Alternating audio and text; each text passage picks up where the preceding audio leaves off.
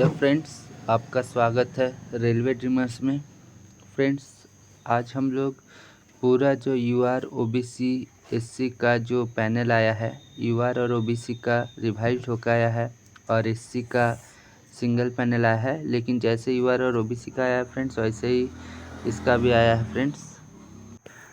तो सबसे पहले तो फ्रेंड्स ये है कि आज हम लोग सारे पैनल का एनालिसिस करेंगे और उसके बाद कितना पोस्ट वैकेंट रहा और कुछ कैंडिडेट्स का नाम इसमें नहीं आया है तो वो क्यों नहीं आया है और आरआरसी इसके बारे में क्या कह रहा है, ये सब के बारे में पता करेंगे फ्रेंड्स। और सेकेंड डीबी में कितने पैनल खाली रहेगा तो सेकेंड डीबी आ सकता है, इस बारे में भी बात करेंगे।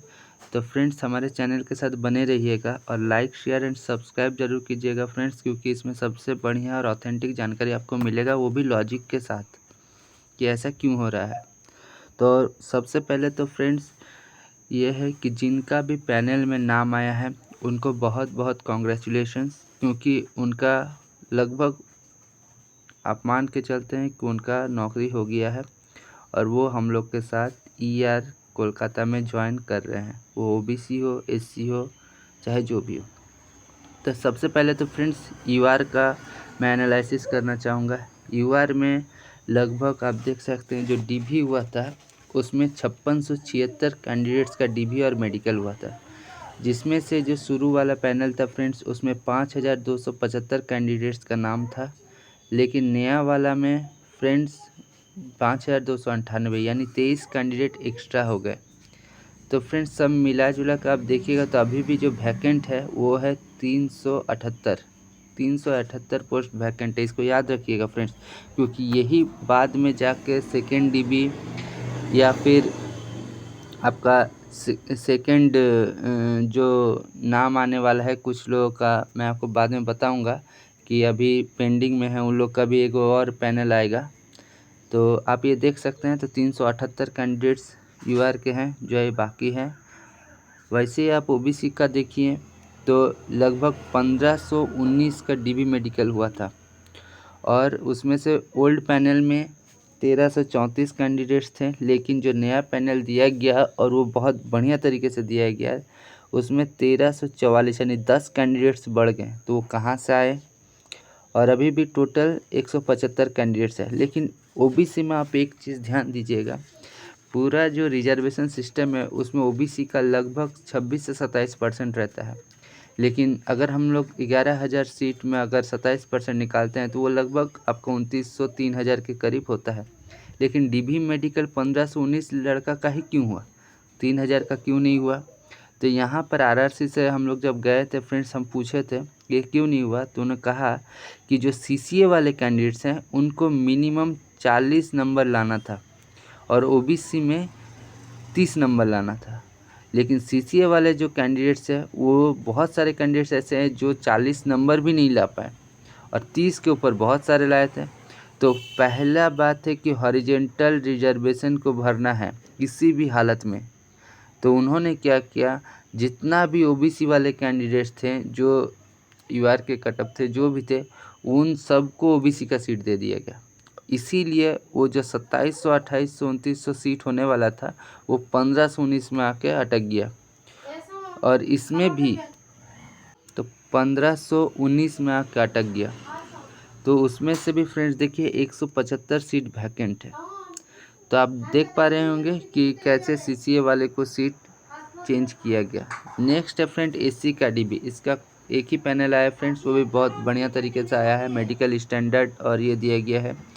तो 1252 कैंडिडेट्स का यहाँ पर फ्रेंड्स मेडिकल और डीबी हुआ था और 1198 कैंडिडेट्स का फ्रेंड्स यहाँ पर पैनल में नाम आया है।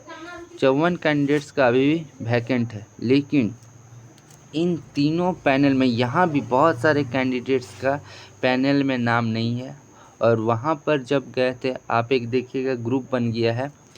इससे तो एससी वाले तो पता नहीं चला, लेकिन यूआर और ओबीसी में बहुत सारे कैंडिडेट्स निकाल दिए गए हैं। तो वो आरआरसी ऑफिस गए थे, वहाँ पर उन्हें बताया गया कि आप लोग का B2C1 वाले कुछ सीसीए कैंडिडेट्स को सीट दे दिया गया है, यह जो हॉरिजेंटल रिजर्वेशन हुआ था और उसके बाद जो कैटेगरी शिफ्टिंग हुआ था उसमें से देखिएगा यूआर का कुछ कैंडिडेट्स ओबीसी एससी एसटी वाले और ये भी कैटेगरी में घुसे हैं, जिसके वजह से उनका नाम निकाला गया।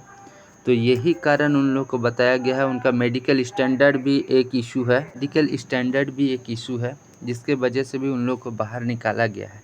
लेकिन इन सब के बीच में ये जो 54 वैकेंसी, 175 वैकेंसी और ये जो 378 वैकेंसी है, यानी आप अगर टोटल मिला के देखें तो लगभग 650 के लगभग आप मान के चलते हैं। ओवरऑल थोड़ा बहुत कम ज़्यादा हो सकता है।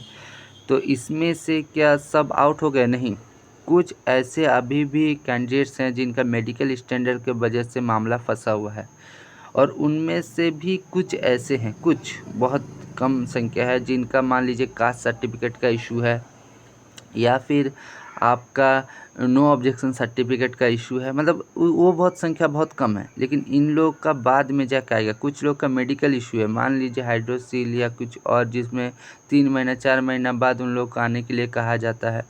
तो ऐसे कैंडिडेट्स भी है। तो इन लोगों का एक और पैनल देगा, और जिन लोगों का अभी तक मान के चलिए ऐसा कोई इशू नहीं है लेकिन पैनल में नाम नहीं दिया गया है, उन लोगों के लिए एक लिस्ट आएगा और उस लिस्ट में उसका कारण बताया जाएगा कि भाई इस कारण की वजह से आपका पैनल में नाम नहीं दिया गया है। तो आरआरसी यही कारण दे रही है। और कुछ देर बाद, और जो उन लोग का मेडिकल स्टैंडर्ड की वजह से ऐसा कुछ हुआ है तो उन लोग को आरआरसी मौका भी देगी। आप देख रहे होंगे कि बहुत सारे जो अदर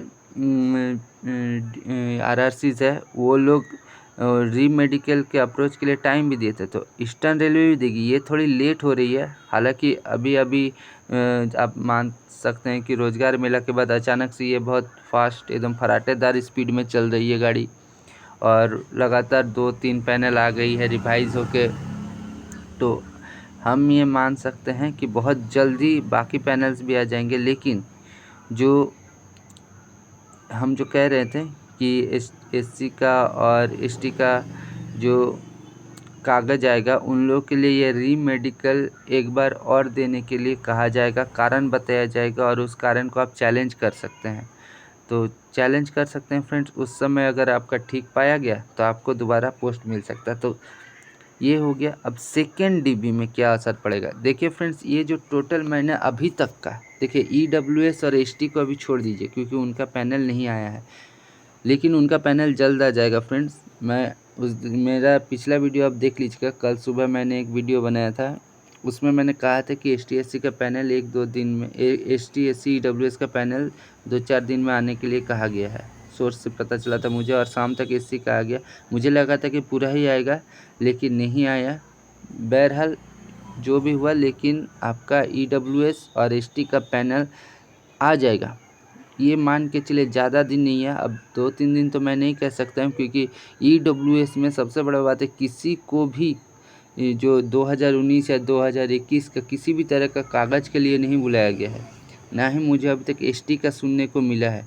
तो ये थोड़ा सा, हालांकि उन लोग का सारा काम हो चुका है। बेंगलुरु बोर्ड, ये बोर्ड जो लोग ईडब्ल्यूएस का सर्टिफिकेट प्रोड्यूस नहीं कर पाए थे, बना नहीं था, तो उन लोग को भी यूआर से सीट दे दी और कागज़ नहीं मांगा है।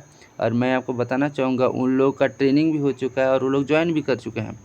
ट्रेनिंग कंप्लीट हो गया बेंगलुरु डिवीज़न में। तो ईडब्ल्यूएस के साथ ऐसा कोई इशू नहीं होगा, लेकिन एसटी का कुछ थोड़ा बहुत है, वो रिकवर करते ही आपका पैनल जल्द से जल्द आ जाएगा। और अगले महीने तक ज्वाइनिंग तो मैंने पिछले वीडियो में कहा ही है, तो वो अगर आपको जानना है तो मेरा कल का वीडियो यानी पिछला वीडियो एससी एसटी का ज्वाइनिंग बहुत जल्द, ये देख लीजिएगा फ्रेंड्स, मैंने वहाँ बताया है। तो सेकेंड डीबी में क्या असर पड़ेगा फ्रेंड्स? सेकेंड डीबी में क्या होगा कि इनमें से मान के चलिए अगर 600 अभी है, और मान के चलिए ईडब्ल्यूएस और एसटी मिला के और 200 कैंडिडेट्स हम लोग जोड़ लेते हैं, तो सब मिला के मान लीजिए 800 कैंडिडेट्स हुआ। और उसमें से अगर 200-300 भी कैंडिडेट्स ऐसे हुए जिनका मेडिकल स्टैंडर्ड बाद में ठीक पाया गया, निकाल दिया गया, या कुछ ऐसा हो जाता है कि भाई उन लोगों का ठीक हो जाता है, पैनल एक और दे देगा सबको जब क्लियर हो जाएगा, तो फिर भी 400-500 कैंडिडेट ऐसे बच जाएंगे जिनका बाहर निकाला होगा, और उन लोगों का सेकेंड डीबी आएगा। लेकिन उसमें भी बहुत टाइम है फ्रेंड्स, सेकेंड डीबी आने में बहुत टाइम है। हो सकता है कि 2024 में आए, जिस तरीके से चल रहा है, क्योंकि अभी ये सारे पैनल्स आएंगे, उसके बाद आपका जॉइनिंग प्रोसेस अगले महीने से बोला जा रहा है शुरू होगा। जी हाँ, अगले महीने से जॉइनिंग प्रोसेस शुरू होगा। यहाँ तक कि मैं आपको एक वीडियो भी बनाऊंगा आज या कल में, कंफर्म हो लेता हूँ कि बहुत सारा फाइल्स हावड़ा डिवीज़न और सियालदा डिवीज़न में चले गए हैं। तो ये अभी मैंने कंफर्म नहीं कर पाया हूँ, लेकिन मैं कंफर्म करके आपको 1-2 दिन में बता दूंगा। तो चलिए फ्रेंड्स, तो सेकेंड डीबी में लगभग 300-400 पोस्ट तो अभी मुझे दिख रहा है कि खाली हो चुका है। फिर EWS ST आएगा तो और कुछ खाली होंगे। उसके बाद बहुत सारे लोग का NTPC में हो जाएगा, तो उसमें वो सीट खाली हो गए तो आएगा, ठीक ठाक सीट आएगा। तो जो उन लोग का 0.4, 5, 6 या 1-1.5 नंबर से भी छूटा हुआ है, तो उन लोग का नाम आने का चांसेस है।